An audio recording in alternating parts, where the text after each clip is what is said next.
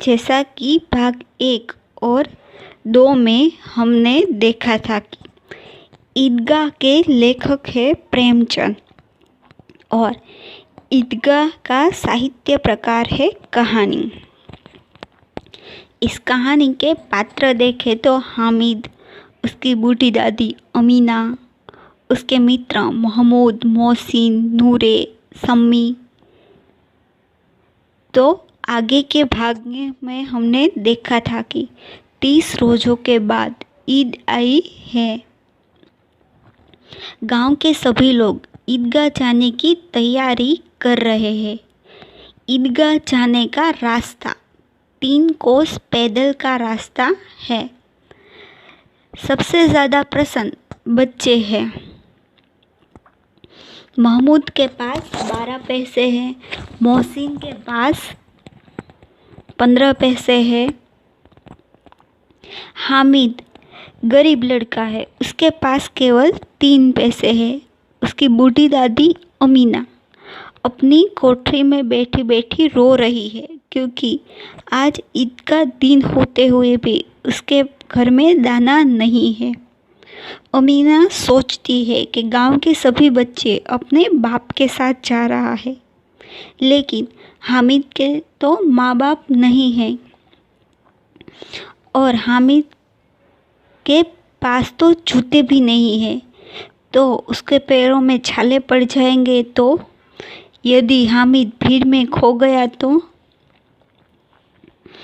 तब जाकर हामिद उसे बताता है कि तुम डरना नहीं अम्मा, मैं सबसे पहले आ जाऊंगा। सब लोग ईदगाह जाते हैं और वहाँ नमाज खत्म करके एक दूसरे के गले मिलते हैं। इसके बाद सभी बच्चे मेले में जाते हैं। मेले में सभी लोग चरखी में, हिंडोले में बैठते हैं और उसका पैसा एक एक पैसा होता है। हामिद ना ही चरखे में बैठता है और ना ही हिंडोले में। फिर सभी बच्चे खिलौनों की दुकान पे जाते हैं। महमूद सिपाही लेता है, मोहसिन भिश्ती लेता है और नूरे वकील लेता है। सभी लोग खिलौनों की दुकान के बाद मिठाई के यहाँ आते हैं। किसी ने रेवड़ी ली, किसी ने गुलाब जामुन लिया, किसी ने सोहम हलवा लिया। लेकिन हामिद ना ही तो वो चरखी में बैठा, ना ही वो हिंडोले में बैठा और ना ही उसने एक भी खिलौना लिया और ना ही वो मिठाई खाता है, क्योंकि उसके पास तो केवल 3 पैसे ही है। इन सभी के बाद आती है लोहे की चीज़ों की दुकान। सभी बच्चे वहाँ से आगे बढ़ जाता है, लेकिन हामिद लोहे की दुकान पर रुक जाता है। वहाँ वो एक चिमटे को देखता है। चिमटा देखकर हामिद को याद आता है कि उसकी दादी के पास चिमटा नहीं है। जब वह तवे से रोटियां उतारती है तो उसके हाथ जल जाते हैं। इसलिए वह सोचता है यदि वह चिमटा ले जाएगा तो दादी कितनी प्रसन्न होगी और ना ही उसकी उंगलियां जलेगी। घर में एक काम की चीज़ भी आ जाएगी। फिर वह सोचता है कि खिलौने लेकर क्या फ़ायदा, व्यर्थ में पैसे खराब हो जाएंगे। इसलिए वह चिमटा लाने के लिए सोचता है। तो विद्यार्थी मित्रों, यहाँ तक हमने अभ्यास किया था। इसके आगे का अभ्यास आज हम करेंगे। तो आप भी अपनी अपनी किताबें निकालें। आगे की तरह इस कहानी का अभ्यास हम हिंदी और गुजराती दोनों ही भाषा में करेंगे। आप अपनी किताब का पेज नंबर 10 निकालें और साथ ही साथ यह वीडियो भी देखते रहें। हामिद के साथी आगे बढ़ गए। सबील पर सब शरबत पी रहे हैं। देखो सब कितने लालची है। इतनी मिठाइयाँ ली, मुझे किसी ने न दी। उस पर कहते हैं मेरे साथ चलो, मेरा यह काम करो, मेरा वह काम करो। अब अगर किसी ने कोई काम करने को कहा तो पूछूंगा खाइए मिठाइयाँ, आपका मुंह सड़ेगा, फोड़े फुसलियाँ निकलेगी, आप ही जबान चटोर हो जाएगी।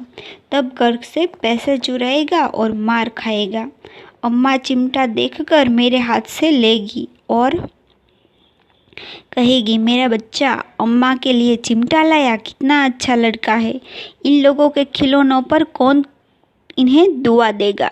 बड़ों की दुआ सीधा अल्लाह के दरबार में पहुंचती है और तुरंत सुनी जाती है। मेरे पास पैसे नहीं है तो क्या, मैं गरीब ही सही, किसी से कुछ मांगने तो नहीं चाहता। हामिद सोचता है कि सभी लोगों ने मिठाइयाँ ली, लेकिन किसी ने मुझे दी ही नहीं। और साथ से साथ यह भी कहता है, जब काम होता है तो सभी लोग कहते हैं, मेरा यह काम कर दो, मेरा वो काम कर दो, लेकिन जब मैं चिमटा लेकर अपनी दादी के पास जाऊंगा तो अम्मा चिमटा देखकर बहुत ही प्रसन्न होगी और मुझे दुआएं देगी। और वह यह भी सोचता है कि खिलौनों पर कौन दुआएं देता है, और बड़ों की दुआ सीधे अल्लाह के दरबार में पहुंचती है और तुरंत सुनी जाती है।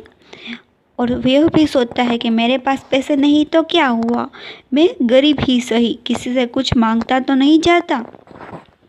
વિદ્યાર્થી મિત્રો, અહીંયા કહેવામાં આવ્યું છે, હામિદ વિચારે છે કે બધાએ અલગ અલગ પ્રકારની મીઠાઈਆਂ લીધી, પણ હામિદને કોઈએ પૂછ્યું પણ નહીં.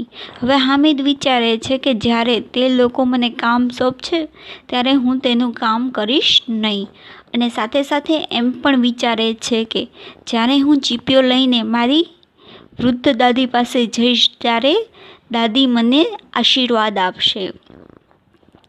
અને વળી જો રમકડા લઈને જઈશ તો રમકડાના બદલામાં કોણ આશીર્વાદ આપે છે.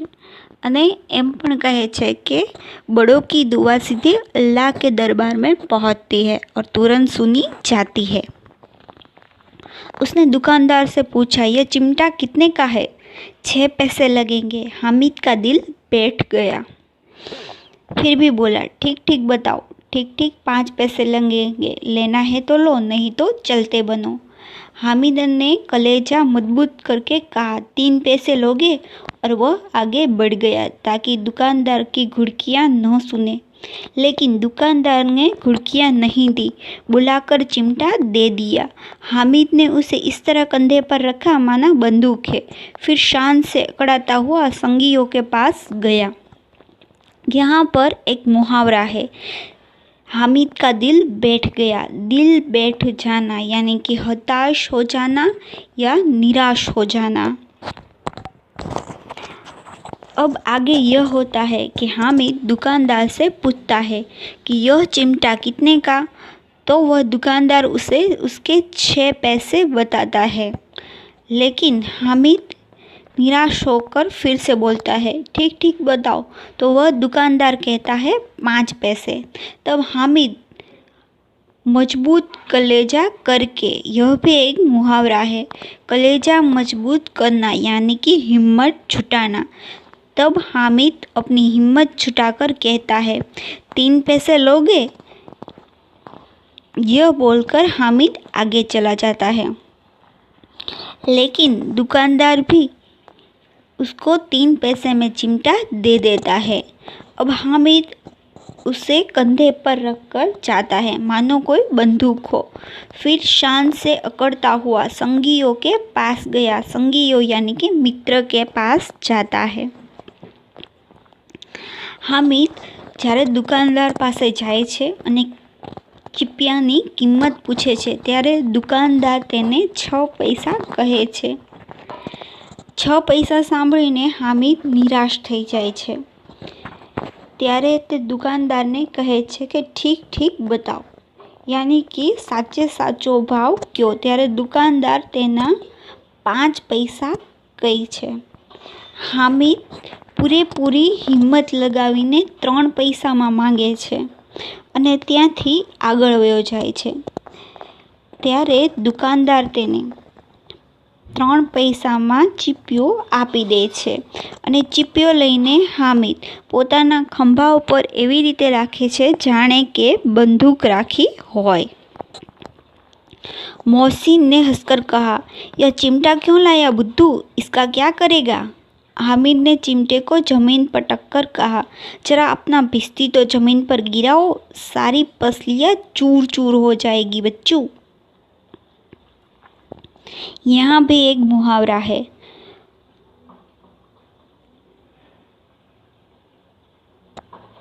पसलियां चूर चूर हो जाना, यानी के टूट जाना।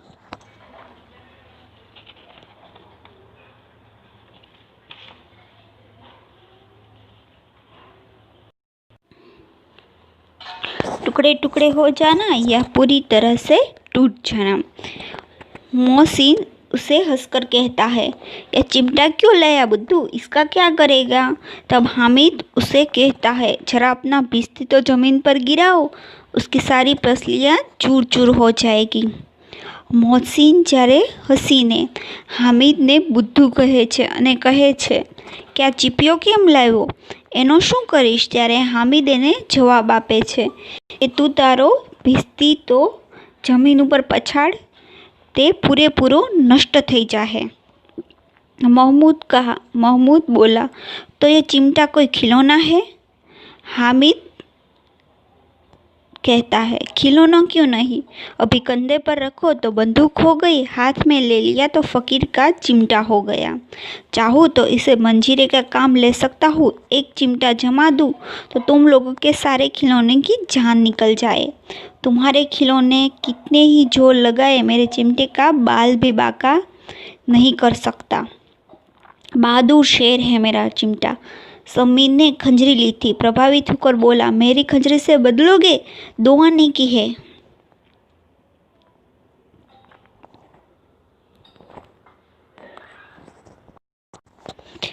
तब महमूद उसे कहता है, चिमटा भला क्या कोई खिलौना है? तो हामिद उसे उत्तर देता है, खिलौना क्यों नहीं, अगर कंधे पर रखे तो बंदूक हो गई, हाथ में ले लिया तो फकीर का चिमटा हो जाएगा, और चिमटे से मंजरी का भी काम हो सकता है।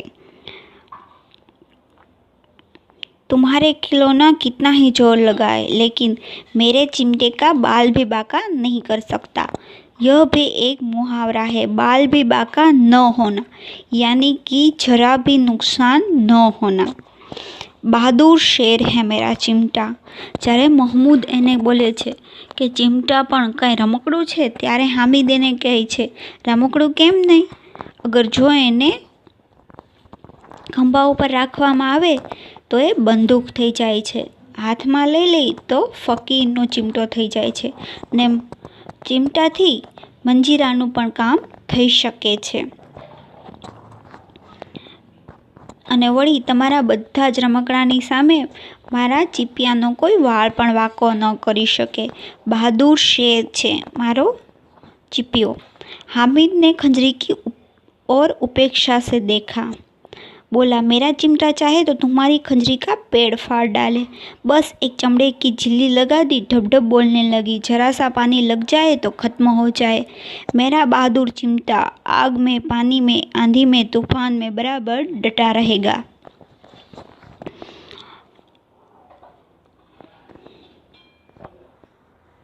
तो यहाँ भी बताया गया है, हामिद ने खंजरी की ओर उपेक्षा से देखता है और उसे कहता है, मेरा चिमटा चाहे तो तुम्हारा खंजरी का पेट फाड़ सकता है। बस वह तो एक चमड़े की झिल्ली है, ढब ढब बोलती है, जरा सा पानी लगाए तो खत्म हो जाए, लेकिन मेरा चिमटा बहादुर है, आग में, पानी में, आंधी में, तूफान में बराबर डटा रहेगा। चिमटे ने सभी को मोहित कर लिया, लेकिन अब पैसे किसके पास धरे हैं? फिर मेले से बहुत दूर निकल आए हैं। धूप तेज हो रही है, घर पहुंचने की जल्दी है। बड़ों से जिद करे तो भी चिमटा नहीं मिल सकता। हामिद बड़ा चालाक है, इसलिए उसने अपने पैसे बचा रखे थे और उन्हें 3-3, 4-4 आने खर्च कर दिए, पर कोई काम की चीज़ न ले सका। हामिद ने 3 पैसे में रंग जमा लिया। रंग जमा लेना यानी प्रभावित करना। सच ही तो है, खिलौनों का क्या भरोसा, टूट फूट जाए। हामिद का चिमटा बस रहेगा बरसों। બધા જ મિત્રો વિચારે છે કે ખરેખર હામિદે એક સરસ ચીપિયો 3 પૈસામાં લઈ લીધો. બધાએ 3-4 પૈસા વ્યર્થમાં ખર્ચ કરી નાખ્યા અને લીધા પણ રમકડા. અને વળી સાચું જ છે, રમકડાનો શું ભરોસો, ક્યારે શું તૂટી જાય. मोहसिन ने कहा, जरा अपना चिमटा दो, हम भी देखें. तुम हमारा पिस्टी लेकर देखो. महमूद और ने भी अपने अपने खिलौने पेश किए. हामिद को इन शर्तों को मानने में कोई आपत्ति न थी. चिमटा बारी बारी सबके हाथों में गया और उनके खिलौने बारी बारी हामिद के हाथ में आए. कितने खूबसूरत खिलौने थे. रास्ते में महमूद को भूख लगी. उसके बाप ने केले खाने को दिए. महमूद ने केवल हामिद को अपना साथी बनाया. उसके अन्य मित्र मुंह ताकते रह गए. यह उस चिमटे का प्रभाव था. महमूद, नूरे ने सभी ने बारी बारी से अपने अपने खिलौनों हामिद को दिए.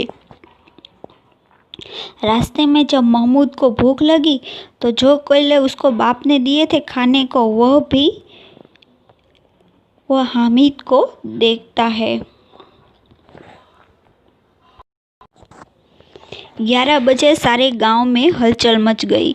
मेले वाले लौट आए. मोहसिन की छोटी बहन ने दौड़कर भिश्ती उसके हाथ से छीन लिया. मारे खुशी की उछली तो मियाँ भिश्ती नीचे आ रहे और ससुराल सीधा गए. मियाँ नूरे के वकील का अंत इससे भी ज़्यादा गौरवमय हुआ. वकील जमीन पर या ताक पर बैठ नहीं सकते, उसकी मर्यादा का विचार तो करना ही होगा. दीवार में 2 खुटियाँ गाड़ दी. उन पर लकड़ी का एक पटरा रख गया. पटरे पर कागज का एक कालीन बिछाया गया.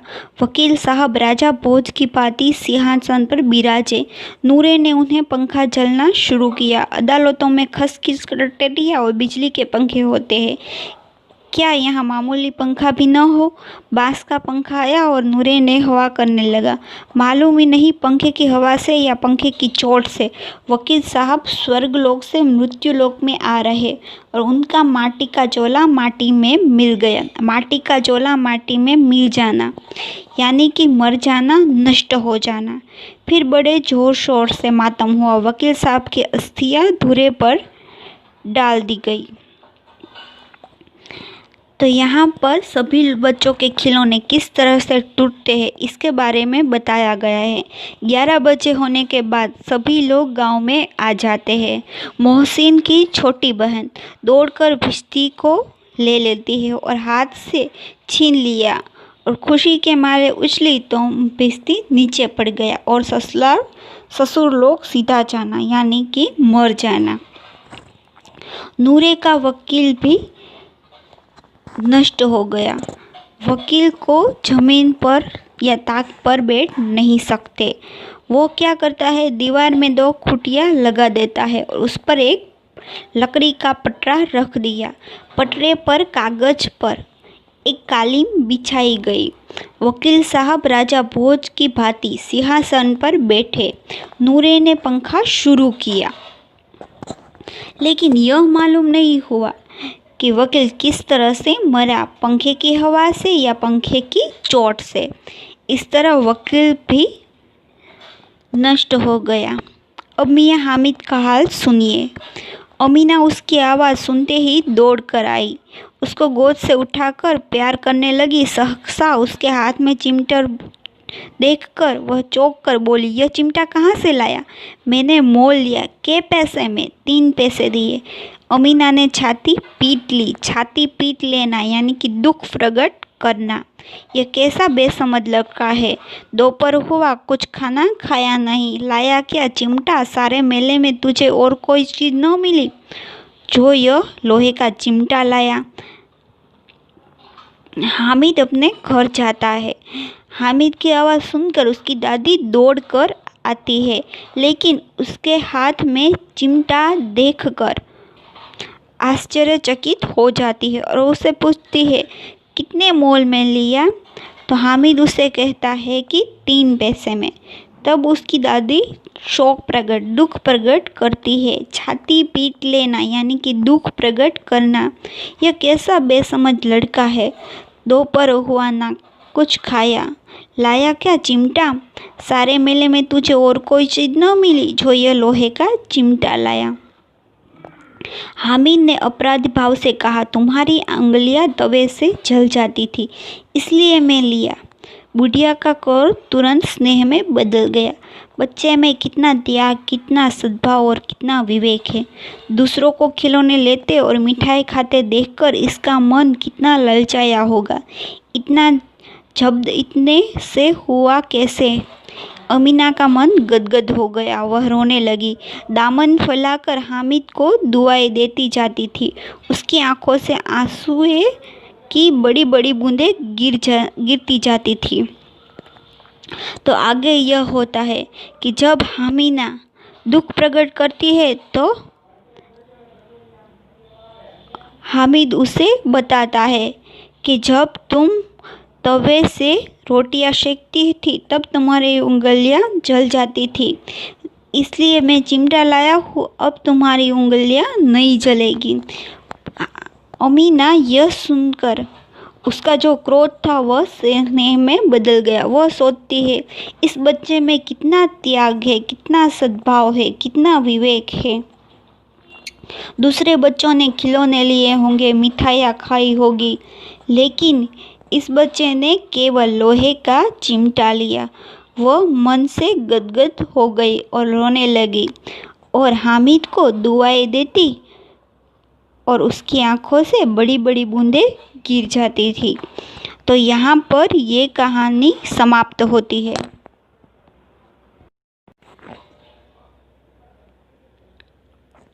હામિદ જ્યારે પોતાના ઘરે જાય છે અને તેના હાથમાં રહેલો ચીપિયો તેની વૃદ્ધ દાદી અમીના જોવે છે, ત્યારે તે એને પૂછે છે કે તું મેળામાંથી માત્ર આ લોઢાનો ચીપિયો લાવ્યો? ત્યારે હામિદ એને જવાબ આપે છે કે જ્યારે તમે તવામાંથી રોટી બનાવો છો ત્યારે તમારો હાથની આંગળી બળી જાય છે, પરંતુ હવે હું ચીપિયો લાવ્યો છું એટલે તમારી આંગળી બળશે નહીં. આ સાંભળીને તેની દાદીનો ક્રોધ ઓગળી ગયો અને વિચારે છે કેટલો સારો બાળક છે અને તે તેને આશીર્વાદ આપે છે. અને અહીંયા વાર્તા સમાપ્ત થાય છે. तो विद्यार्थी मित्रों, इस कहानी में हमें एक गरीब बालक की प्रतिभा, उसके त्याग और उसके व्यावहारिक बुद्धि का परिचय मिलता है.